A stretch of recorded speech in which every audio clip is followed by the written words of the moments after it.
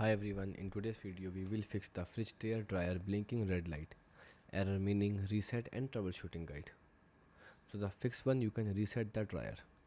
Turn off the dryer, unplug it from the power outlet and wait for around 5 to 10 minutes. Plug it back in and turn it on.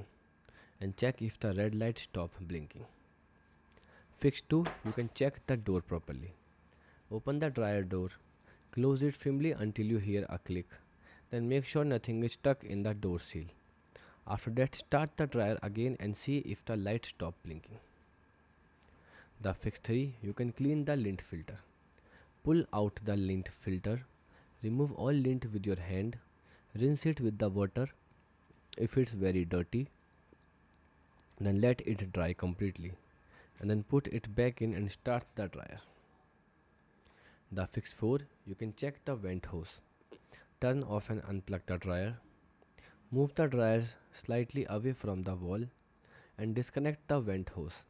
Remove any tint or blockage inside the hose and reconnect it properly and test the dryer again.